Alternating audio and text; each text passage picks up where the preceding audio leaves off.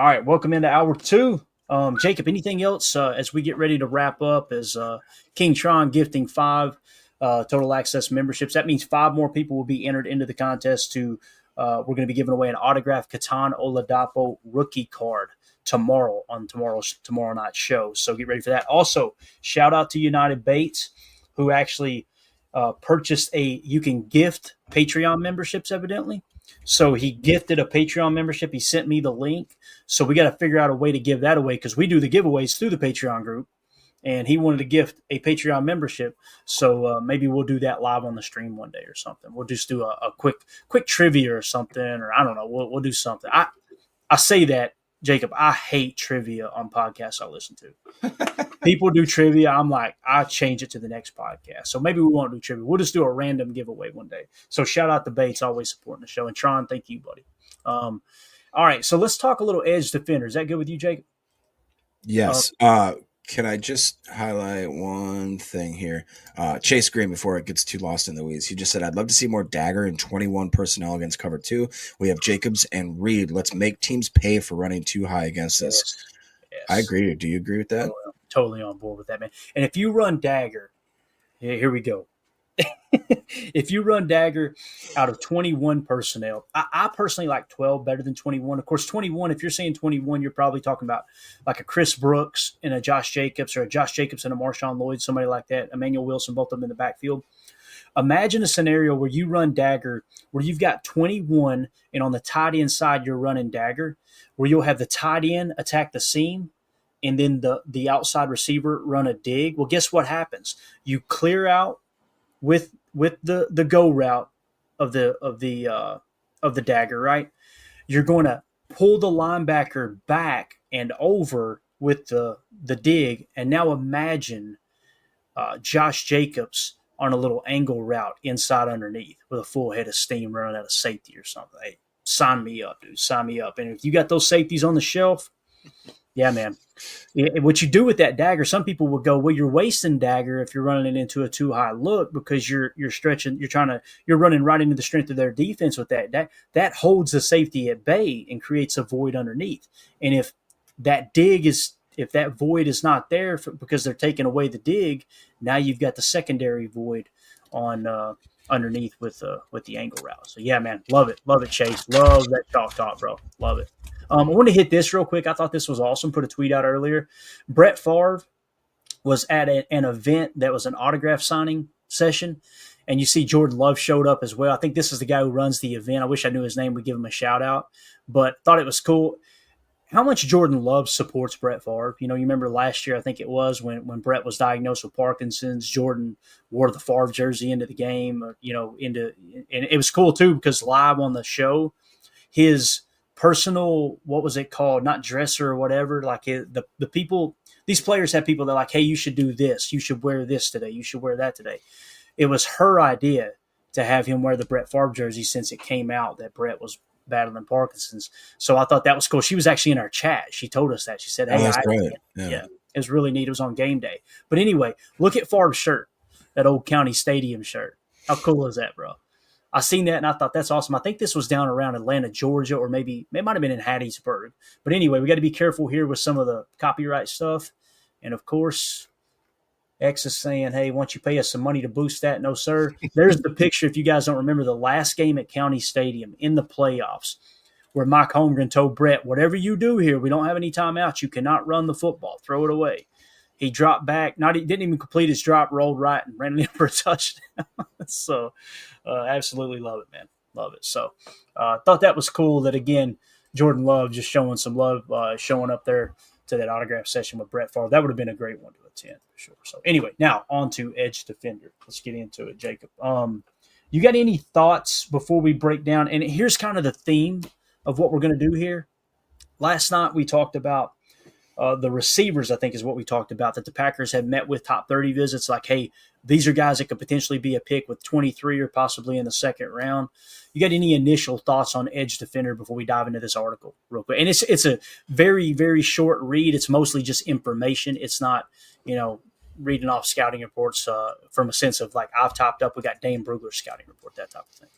Yeah, I mean, I'm more interested to see which avenue the Packers go down. Are they going to get the prototypical Packers pick, which is a 6'5", 280-pound guy that has the RAS that's all up the wazoo, that never really produced but has all the traits of somebody that possibly, in theory, could be a shutdown edge? Or are they going to go with someone that could be a little more undersized, like let's say Ezeraku or the guy from Michigan, James Pierce, or somebody that's a little bit lighter, that's more of a speed rusher, kind of going against the type of person that we usually prototypically draft? I think that's going to be my biggest, basically I'm looking at like an Ezeraku or a Shamar Stewart. Like, which kind of player are they going to go with? They're going to go with a guy that has maybe a little bit undersized, doesn't meet the measurables, but has unbelievable production. Or are they going to go with the opposite, somebody that is an RAS, freak of nature, but has basically no stats that you can speak of, or somewhere in between? That's kind of where, Afam's saying, please draft a speed rush edge rusher, says no more LVNs. It's shocking that Afam has something critical to say. I can't even believe it. But clutch the pearls. Who would have ever thought, right? Joseph right here. I was actually just going to say, I'm starting to think a guy like Landon Jackson is becoming more and more realistic. I start thinking about guys that just would fit that kind of prototypical person. Like I see Landon Jackson as kind of a Preston Smith type. You know what I mean? Let me say this about Landon Jackson. In order for him to make that short list, we've got the gold list, and now we've added to our board. I should have pulled it up first. You're going to see, guys, you guys in the Patreon group, you have access to this board. Emilio posted an update last night. Next to players' names, you're going to see 2 players on the list that has a black spade next to the left of their name. That means they are prime for the picking for the Packers, okay? And let me explain why. The Packers love Senior Bowl guys. Every one of their draft picks last year, other than 3 prospects, were Senior Bowl guys, okay? They love their athletic threshold. That means that the player was a Senior Bowl participant, and they met the athletic threshold, and they were a top 30 visit. If that's the case, you'll see a black spade next to their name. There's only 2 of them so far. Now, with that being said, Landon Jackson, you just mentioned, one of my favorite prospects, meets the athletic threshold. At least he has not been disqualified from the athletic threshold. There may be information withheld, but that's okay. He was a Senior Bowl participant. He was a team captain. He meets the athletic threshold. His RAS was a 9+. Greg Cosell absolutely loved him. If he was the pick at 23, no problem at all. No problem at all. But the problem so far, it's not necessarily a problem. Just because he's not a top 30 visit doesn't mean he won't be, and it doesn't mean he wouldn't be a draft pick either. But right now, he doesn't make this list because he's not a top 30. We're keying on the top 30 visits up to this point. But yeah, Landon Jackson, I'd be on board with for sure. Okay. All right. So let's do it. Let's hit this article real quick. I said, well, one thing is clear this offseason, and it's that Brian Gutekunst has edge defender on his mind going into the draft. Below are the 3 top edge defenders that the Packers have had in their top 30 visits, along with their rankings on our PTA Big Board, as well as Dane Brugler's scouting report. So let's start off with James Pierce Jr. Everybody's board, James Pierce Jr. is sinking out of sight. You notice that, right? We're keeping him put. He's in the 12 spot on our board, okay? Here is what Dane Brugler had to say. A 2-year starter at Tennessee, Pierce played the Leo position in defensive coordinator Tim Banks' scheme, primarily lining up out wide, so a wide 9 look essentially is what he ran all the time. Despite being in and out of the lineup, 35.5 defensive snaps per game in 23, 35.7 in 24, he still led the Vols in sacks and tackles for loss as both a sophomore and junior. His 107 pressures over the past 2 seasons ranked him number 1 in the SEC, number 6 in all of college football. Although not a technician, Pierce is a fast, linear athlete who can win races to the edge or collapse the pocket with force behind his extended upward levers, 23% pass rush win rate in 24. Second best in FBS. He was steady with his effort against the run in college, but more will be needed of him to hold up against NFL competition. Overall, Pierce is a upright and frenetic in his play style, but his blend of explosiveness and power creates consistent disruption as a pass rusher. He shows promise in the run game too. If he works to maximize his talents, he will be a productive pro. I heard you whistling, man. That's some damn good production, Jacob. 24% pass rush win rate is insane. Yeah. Absolutely insane. Here is strengths: tall, athletic build and long arms, explosive first step and with fast hands and feet to escape blocks, gains ground in a hurry to beat tackles to the corner, chop/rip hands, are heavy and help pry open blockers' shoulders, rushes to depth of the pocket and works back towards the ball, converts speed to power because of immediate acceleration regardless of the angle, shows basic understanding of steps to affect the tackle and create two-way go opportunities, downhill speed test reaction quickness of interior blockers guarding a gap, shows general idea of how to use hands in the run game, productive, ranks top 10 in school history with 19 and a half sacks. And real quick, just because I know that frenetic means wildly excited or active, frantic or frenzied. Because I saw that word and I went, what? And also, Deadfish says, what's a Leo position? So when you get into college football breakdowns, Deadfish, you see all kinds of different terminology. To the best of my knowledge with the research I've done, like if you go and watch Notre Dame, Marcus Freeman has a position called Viper. That sounds way cooler than Leo, right? Viper is it's a hybrid linebacker, a hybrid pass rusher. And what they like to do is put this guy on the edge, but he can drop into coverage. So like if you're showing, and they run a multiple defense, let's say they're running a 34 front or even a 4-3 front, and they've got him at Viper, he could rush the passer or he could drop back into coverage. Now, you say, okay, that sounds unique. It's not. The Packers did it. Let me give you an idea. How many times during Chalk Talk this year did you hear us say 55 drop? 55 drop. That's Kingsley Enagbare. Guess what? They like to put him in the lineup where he could rush the passer, right? But he's got that very tall frame, long arms, that type of build, that he can drop into coverage, and you show a 5-man front and drop him out. That's going to create this. What you're forcing the quarterback to do is make post-snap decisions, and that's what you want to do on a consistent basis, right? You want to remove as much information pre-snap that you can, and then make them read the defense post-snap. Coach Lynn says we call him a jackbacker. There you go. There's a lot of different nicknames for those kind of hybrid-type guys.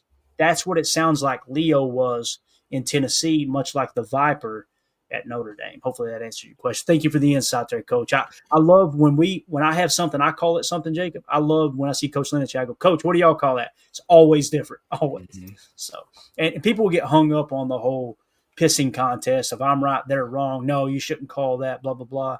But, yeah, anyway. SDM40, apparently they used Pierce exclusively as a wide 9 on the weak side. There you go. And that's what they like to do with Viper at Notre Dame. It's always weak side most of the time. Or, I'm sorry, it'll be boundary side, okay, short side of the field. You got field side, you got boundary side, depending on where you're at on the hash. He was always on one with the T on an island, talking about the tackle. Just an FYI from some who did deep dives. Appreciate you, SDM40. Thank you for the information there, bud. Thank you. All right, let's get to the weaknesses, man. There are no perfect prospects in the game of football, right? So here is James Pierce Jr.'s weaknesses, okay? Lean, leggy player, but has inconsistent bend at the top of the rush, tight through hips, limiting smoothness of redirects, fly-by rusher, misses plays in the backfield because he's out of control. This is what Greg Cosell said. He needs a runway to rush the passer, right? Meaning a wide-ass runway, or else, he's probably going to get, off track.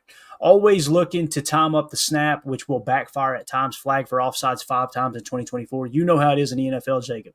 Those quarterbacks will trick you to jumping offsides all day long. Mm-hmm. Pad level is inconsistent and gets him in trouble in the run game. Solid play strength, but can be neutralized by powerful blockers who can cinch him up. Streaky, lockout, and tardy getting off of blocks to influence the play. Arrested on traffic charges, speeding, driving on suspended license, failure after a stop in December 2023. All charges later dismissed. This was the thing that we uncovered. Like, this is the negative mark on him, was he got pulled over with no license. Okay? And then somebody had responded and said, it was way worse than that. He got smart with the cops. I'm like, hell, who hasn't got smart? Yes. Yeah, this is not the podcast for you. Believe me, I respect law enforcement, but there have been many times I'm like, bro, you're being an ass. Like, what's the deal here? Anyway, interview process will be crucial. NFL scout, quote, I want to be convinced that he loves this. Okay. So, and again, let's go back to what the scouts said. Ryan read the scouting report. 3 anonymous scouts through Bob McGinn's article. So we don't have a name of a scout.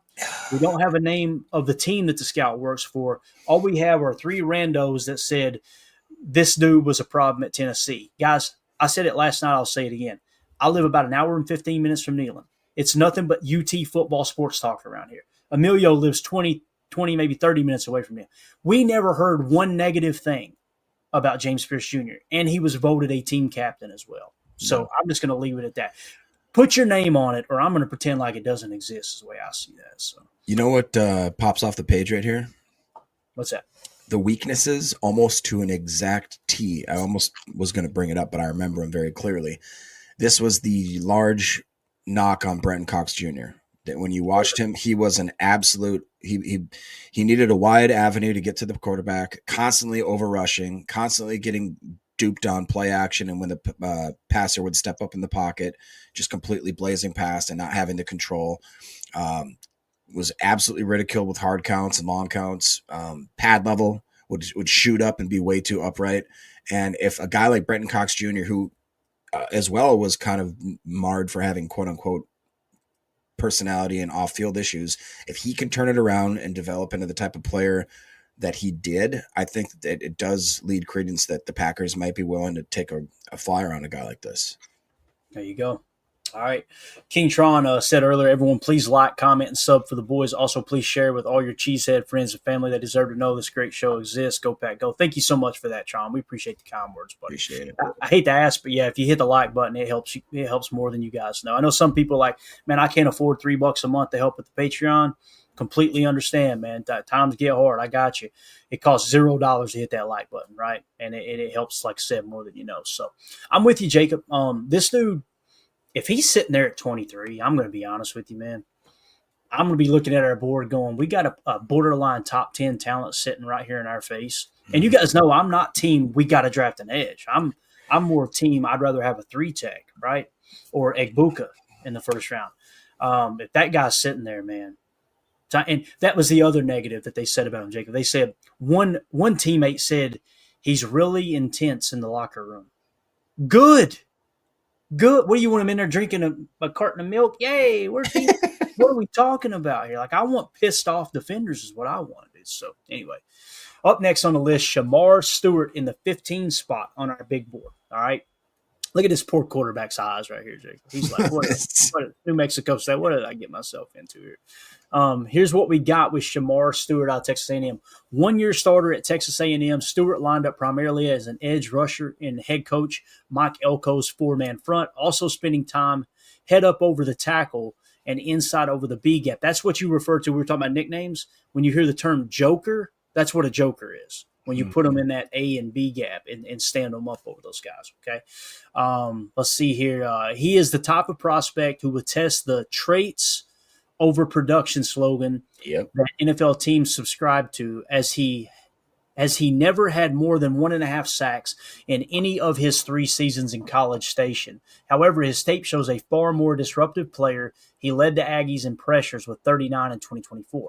Stewart explodes out of his stance and is capable of creating immediate knockback or winning high side with upfield burst and flexibility. His countermeasures require maintenance, although he finds a lot of success based on his initial swipe or long arm move. The number one area in which he needs to improve is as a finisher.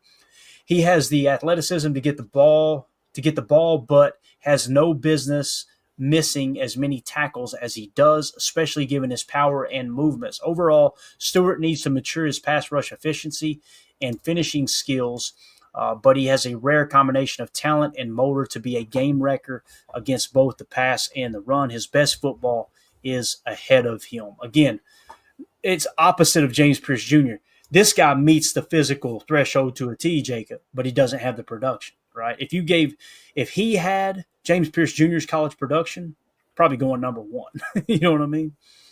Yeah, definitely. And he does kind of scare me a little bit just because other than 2024, I mean, even if you consider that quote unquote production before that, it was really scarce. Seems like he stays on the field decently well, though. Doesn't look like he missed much time whatsoever.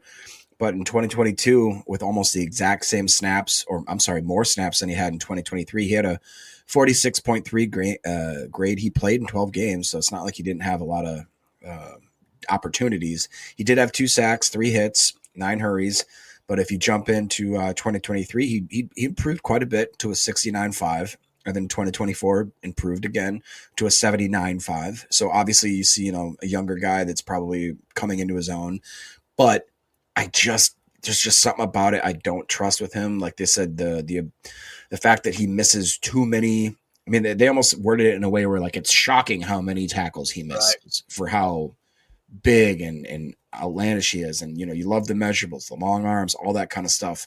I'm just done with projects. I'm done with people that are like, Right. we got to polish this turd and he's going to be something. But it's like I don't want to do that. Yeah. And it's crazy because, like, if we get there on draft night and he's available, the board is going to say pick him, right? And we always say trust the board, trust the board. Of the edge defenders we're talking about, he's the one that I'm like, man, it's either a home run or it's a strikeout, you know?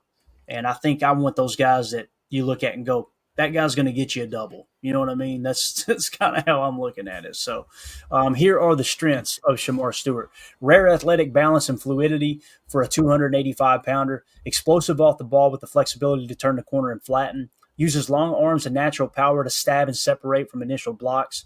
Able to shake free with a cross chop, club rip, or a variety of different swipes. Rangy player and doesn't labor in transitions, allowing him to chase down ball carriers. Smart contained player and sets a hard edge. Uses wide base and body flexibility to root himself at the point of attack, rarely pushed out of his gap. Lateral quickness helps him blow up backside runs. Surprises pulling blockers and ball carriers with closing bursts, so cutting off those power plays sounds like. Plays his butt off for all 4 quarters and competes with competitive edge. His nickname is, quote, the menace. And then versatile skill set, which allows him to play multiple positions up front. He played a 3 tech, a 4-eye, a 5, and a 7 tech is where he played as. So that I really like that 4 quarter comment there, man. That makes me go, maybe, you know. Here are the weaknesses, though. This is where they'll talk us out of it. Major finishing issues, like AFAM upper, 26.9% missed tackle rate in college. Struggles to break down on the move and stay under control as a tackler. Too many flyby misses. That's what you were talking about, Jacob. Mm-hmm. Move to move, sequencing a pass rusher is still in the development phase, so he's got to kind of create that repertoire of moves that he's going to kind of you got to link them together as you go. You're setting guys up, and I think that's one of the problems with Green Bay's hockey line rotation. There is those pass rushers don't really get a true opportunity to set those blockers up like that. It's like by the time you get them set up for your counter move, we're going to another rotation, right? Can get caught upright at times and spend too much time hand fighting, leaving him late to react to the run. And then basement level sack production with 4.5 sacks on 680 career pass rushes. That is a lot. That's not good. Yeah, that's not good. Anything else there on Shamar, man? Yeah, I mean, this is the exact thing. It's the 26.9% missed tackle rate. I mean, and granted, that's usually not in space, guys. You know what I mean? That's like being where he's at on the field. I'm assuming that he's missing guys where they're brutal misses. And I absolutely can't stand that, because when I think back to the Packers, other than this last year where we were pretty decent against the run, it's that when you see the initial man make contact behind the line of scrimmage and then somehow he ends up with a 6-yard run, you know what I mean? Or a 6-yard game, whatever the case is, that drives me more insane than anything possibly as a Packers fan, is seeing that you had the defensive coordinator called a great scheme. You executed it perfectly. You're in position. You're there to make a tackle for a loss. And because you as a person can't make the tackle, like the level 1 type stuff that you're taught when you're in Pee Wee football, that to me is inexcusable. So again, I do not want to waste a high draft pick on a guy that we need to fix his tackling. Like that to me is not somebody that deserves a 1st-round grade. Yeah. Yeah, it's tough, man, because the pressure's again, through the roof, right? But Yeah, it's a tough look. Next is I'm a saying, guy. I think I like this guy better than Shamar Stewart. Go ahead, Jacob. What are you gonna say, Bo? no, I'm just saying, if you break down that math, Mister Stewart gets a sack on 0.006% of all of his snaps. What are we doing, guy? Come on, guy. What are you doing? He's just not good. You getting back there in the quarterback's lap and going, I could have got you. I could have got you. Look at my arms. All right, number 21 on our list. And here's a guy that is, I think, a little further down the road than Shamar Stewart in understanding how to rush the passer. This is according to Greg Cosell and what the tape shows. But again, not a perfect prospect either. We got him in the 21 spot. He would be worthy of the 23rd pick. That's Mykel Williams, edge defender out of Georgia. Here's what Dane Brugler had to say. 2-year starter at Georgia, Williams played jack edge rusher. There you go, Jack Backer. In head coach Kirby Smart's scheme, aligning all over the front seven, from 3 to 5 technique to stand up outside linebacker, a consensus top 10 recruit out of high school. That's huge. He made an immediate impact as a freshman, several key plays versus Ohio State in the playoffs, and consistently flashed over his career. His junior season wasn't the true breakout year many expected on the stat sheet, but he set career best in sacks and tackles for loss despite dealing with a left ankle sprain that he re-injured multiple times during the season. Williams has a rare mix of bend and length for a pass rusher that can be a battering ram when he wants to be. But NFL teams want to see him develop finesse and more easily accessible counters in his rush attack. Though there are plenty of examples on tape of Williams maximizing his length and power advantages to push the pocket or set the edge, he needs to do it more consistently for quicker wins and block sheds. Overall, Williams is more toolsy than nuanced, and needs to develop a more unified pass rush plan. The individual traits, length, strength, explosiveness, promising toughness, and football character, however, are reasons to bet on his upside. Similar in ways to Jason Pierre-Paul, he projects as an NFL starter on the edge. Wasn't it JPP that was it blew JPP? His hand off. Yeah, blew his hand off. So, man, that was a weird situation. That was almost as weird as Plaxico Burress shooting himself in the leg at that nightclub. You know what I mean? Were they both Giants? Yeah, they were. That's what maybe immediately went from missing fingers to this dude shot himself in the leg. Like, Right. yeah, that's common in Kentucky. You just don't expect it on a pro football player. You know what I mean? Sure, People yeah. accidentally shoot themselves all the time. So, in the leg. All right, strengths. Looks the part with an NFL frame and arms the length of an anaconda. I don't know why people do write-ups like this. Like, just say his arms are long. What are we doing here? We're not trying to write a damn novel. Uses crazy length and raw strength to jar blockers and force through bodies. Promising bull, swipe, and bull pull maneuvers. That's that punch, pull, and swim move we talk about, I would imagine. Violently tears through the tight end blocks. Loose, flexible athlete. Shut up, Jacob. Loose, flexible athlete with long strides to capture the corner. Models his game after Myles Garrett. I'm not looking over there. Able to slip and circle around guards. Why are we using these words? Able to slip and circle around guards from inside alignment. Closes fast on the quarterback when he has an open lane. Functional strength to stay square and anchor down to stop the run. Smart read defender, and maintains gap discipline. Light on his feet. Now every word is just popping off the screen. Light on his feet to drop in flat, bat down passes or track down screen targets. Flashes secondary motor. Of course, he's flashing, right? To chase from the backside. We were 12 years old, Jacob. We were 12 years old. Defensive coaches cross-trained him at multiple positions in the front seven. I'm not looking at these comments. Served as a team. I can see them flashing on the screen, but I'm not reading them. Served as a team captain for 4 games in 2024. Strong character feedback from coaches. Kirby Smart said, quote, he's very versatile for us in terms of on the field, but there is no greater value than what he does in the locker room. He's a great leader for us. This is my guy thing, man. This is one of those dudes that if we're going edge defender and James Pierce Jr. is gone and Shamar Stewart's sitting there, I think I would rather have Mykel Williams over James Pierce Jr. What do you think so far before we get into the negatives? I mean, this was a dude that I definitely, for whatever reason, I just put up a blocker on him and I just thought, nah, he's not the guy. I don't want him to be the guy. But when you look more into the schematics and the stats and all that, it is hard not to like him. I mean, it really isn't. And I don't know if you know this, Clayton, but the Packers tend to sometimes enjoy drafting Georgia Bulldogs. Seems to be maybe something of a pattern, if you will. Hold on, man, Jacob. I'm about to turn the camera around on my wife. She's over here dancing, trying to get me to laugh. I'm about to put her on camera. Anyway, go ahead. I'm sorry. She's trying to laugh. Just the comments, like everything I just had to go through in the last minute and a half, and she gonna come up here, kick the door up, and start dancing, like unbelievable. Go ahead, man. Sorry. No, it's there's Joseph, big M. Hi, Mandy. Go ahead, Jacob. Please finish this. Bye. Be careful. Love you too. No,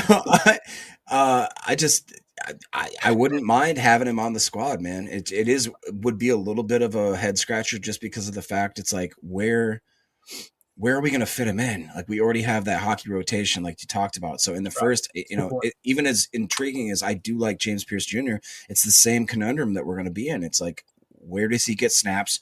Whose snaps is he taking away from? And is this actually going to be one of the biggest things that's going to be a catalyst to the success of the 2025 Packers?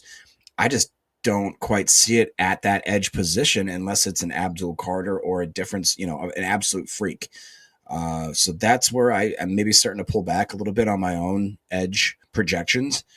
And like you said, I think I asked you, I said, could we do an exercise where we actually look at if a guy's drafted in this position, realistically, does he have a shot of playing? Because up until very recently, the Packers were known for drafting a guy and you let him sit and you didn't give him field priority over a veteran or something like that. So going forward, I would like to see that change, but I also understand that, like, I don't want Brenton Cox Jr. to see less snaps because we get some random flyer on a guy.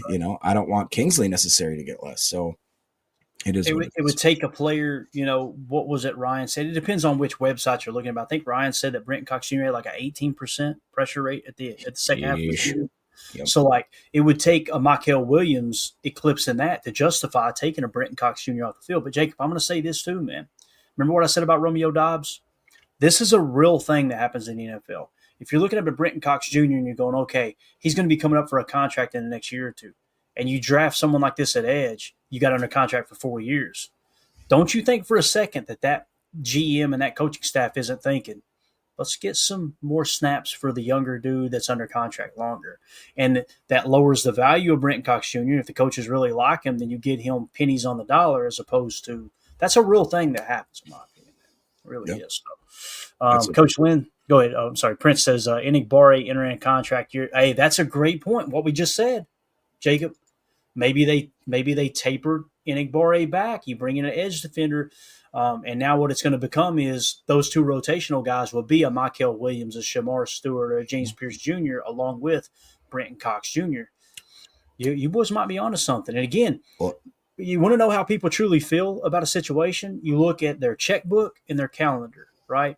Where's Goody spending time? Top 30 visits with edge defenders.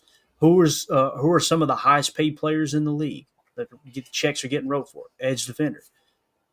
I think you boys are onto something here, man. I really do.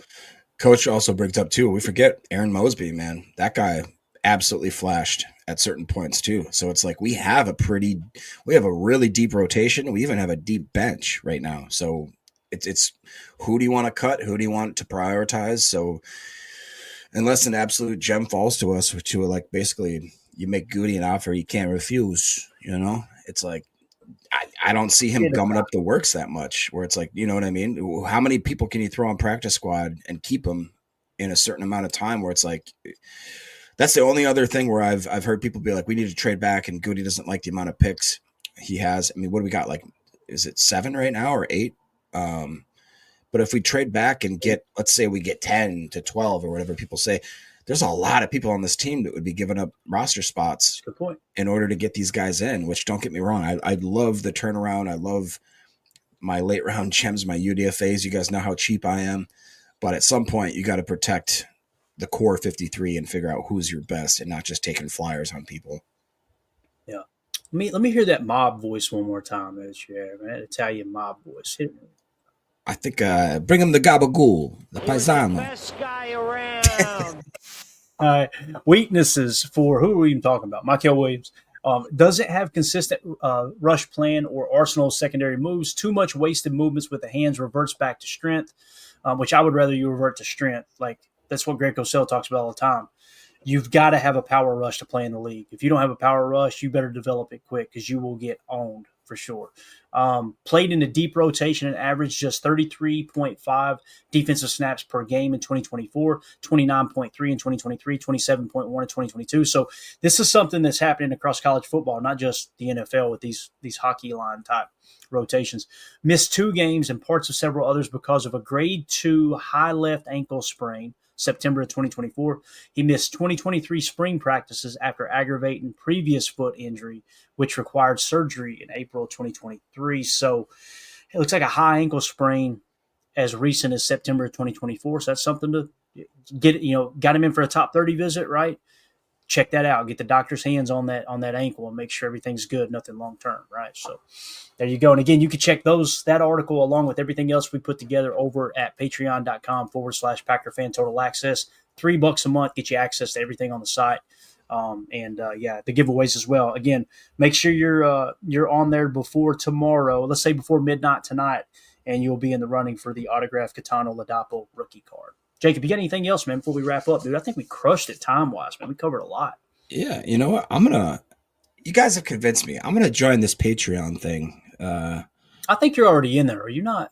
I'm not in there, no. Okay, so it wasn't you that had the derogatory name in there? No, I immediately that. Now I don't know. I swear to God, I'm not in there. I don't even know how to join. Yeah, we had someone join. His first name was, I think, Pig. And his last name rhymed with Venus. So, I swear I'm not him. I was like, this has got to be Jacob. That wasn't you. Wow. All right. Cool. Yeah, jump in there, man. Jump in there, and I'm going to try to get it set up to where I can make you guys administrators where you can post articles if you want to in there, stuff like that. Just kind of different. Nobody's going to take up a Buckets Golden Bag. That's for sure. You got that right. Actually, Buckets hasn't been around for a couple of days, man. I think he's on a bender right now, Jacob. So we'll see. But, he deserves it. Anything else, man? Anything at all? I did actually have something. I can't remember where I put it. Colin Oliver. I saw people asking about him in the chat. I was wondering, are you able to pull him up on PFF by chance? Or I believe he's an edge / linebacker tweener that was out of Oregon State, if I'm not mistaken. Let me just pull up my board. That way we can see where he ranked at. Sure. Actually, I can pull him up on my PFF here. All right, what's the name again? Colin Oliver, or Olivier. I believe it is COLLINOLIVER. Oklahoma State? Yes, that's it. Oklahoma State. Yep. So go ahead, Jake. Now I'm just going to say in 2022 and 2023, decent grades, 71.5, 73. Decent production. He had a lot of hurries. That was kind of one of his big things, very much disruptor. But in 2024, now he only played 2 games and he had an injury. So obviously we're going to put an asterisk next to that. But in those 2 games, he was absolutely elite. He had a pass rush grade of 90.8, run defense grade of just around 70. His pass rush win rate in 2 games was 31.8%. He had a true pass set rush grade of 85.4. He's predominantly played outside tackle and off ball. But he just looks like he could develop into an absolute monster that's going to absolutely tank. Yeah, he was around 50. He was being drafted in the 50th to 100th. He was right around 80 when the draft started. After everything happened with his injuries and being a lot of other people just being talked about, he's catapulted down to 250th. So basically almost not being drafted. If the Packers want to take a flyer on a guy, he's 6'2", 240, not the biggest, but his bend and the way that he was just a monster those 2 games, which again, it's 2 games, but one of them was against Arkansas. One of them was against Jackrabbits. Tucker Crafts. Was it South Dakota? So it's that's what I call him too. Tucker Crafts School. That's what I always say. Yeah. But it was one of those guys. I saw a bunch of people mentioning him in the chat because I'm sure they looked at that 2024 grade and saw what he's actually done production wise. It's an interesting guy to keep an eye on. I would just say that. Got it. Well, we've got him in the 268 spot. All right. He did not meet the athletic threshold. The Packers have not met with him at any point, to the best of my knowledge. The reason he got to that point on our board, 302nd in his position in 22, then he jumps to 200, then he jumped all the way to 18th this year, 18th best edge defender if we took it down. PFF Big Board, however, had him at 241 somehow. And the consensus big board had him at 286. Now, you notice there's no RAS. I just looked it up. He actually scored a 9+ RAS. So you're going to see him up the list. So remember, 181.7. Now he's going to leapfrog up to right around Fadil Diggs' spot there at about the 265 spot. And in terms of the RAS, it is somewhat incomplete, but it was enough to give a complete RAS score, if that makes sense. Mm-hmm. They showed him at 6'1.5", 240 pounds, 24 bench reps, pretty solid there with an 8.33, 40-yard dash, 4.56. That's really impressive. 9.74 overall grade there. His it looks like he had a 4.540. Yeah, it shows a 4.56 here on his card. Yes, Colin Oliver out of Oklahoma State, right? Yep. Now his arms only 30 3/4 of an inch, and his hand size 9.5 inches. But yeah, 4.56. Somebody's going to draft this dude. I just about guarantee you. So that's a nice pull there, man. Somebody to keep an eye on. Now, I think it's highly unlikely the Packers take him because of how they love their athletic threshold.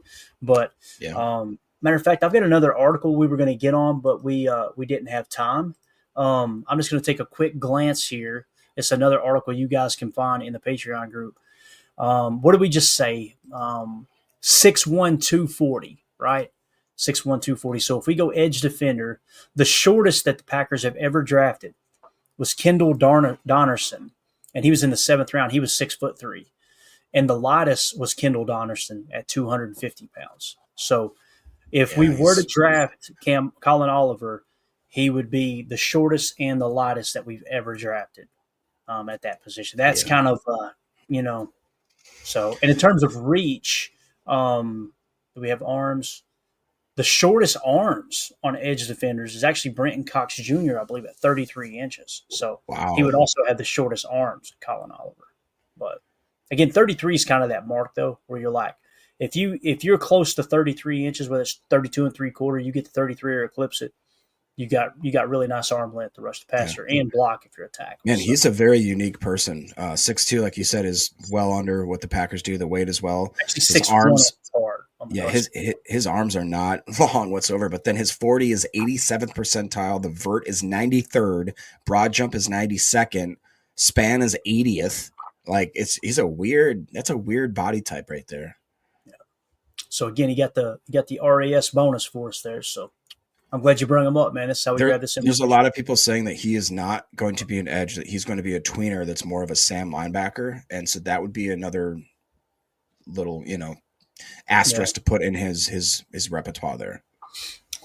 That 4.52 makes sense then, Yeah.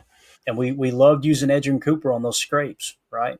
So that's something that's a possibility. We need a backer. I'm hoping it's Stutzman, but if you were to go get someone like this, that's really going to tell us if you go and get like a Colin Oliver as opposed to someone like a stack backer like Stutzman, it means Hafley's going to run even more scrapes this year and maybe have Edgerrin Cooper laying back a little bit, that type of thing. So, all right, that's it, guys. We're going to get out of here. Appreciate everybody hanging out with us this morning. Jacob, it was good to have you in here, bud. Of course. Is there no show tonight? No show tonight. I got my nephew graduates high school tonight, and we got a dinner set up. Not graduate high school. He's got prom. I had that mixed up. We got graduation coming up. So prom, we're going to go down to the whole festivities. They're going to take pictures of them. I'm going to try to embarrass them. And then we're all adults are going to go out to dinner afterwards. Just a reason for all of us to get together. My mother-in-law, open heart surgery, everything went good. She's a month into the rehabilitation process, so we're getting to the point where we can get her out a little bit, and we're going to go grab dinner. So no show tonight. We'll be back tomorrow, most likely just an evening show tomorrow. I'll let you know if there ends up being a morning show. But, yeah, we'll see y'all tomorrow night. Again, thanks to everybody with the donos today. King Tron just lighting it up with multiple super chats. Really appreciate you. CJN with the generous super chat here as well. And then, of course, Tron gifting 5 total access memberships here. Keep in mind, those will get put on the Pinky will tomorrow too for the Catano Ladapo card that we're going to give away. So whichever you feel more comfortable with, you just get more bang for your buck in the Patreon group. That's definitely the best way to support what we do here. Everybody have a great night. Jake, appreciate your time. We will see y'all tomorrow at least 7 p.m. Central, if not earlier, for the morning show. Y'all have a wonderful week. There we go. Bye, guys.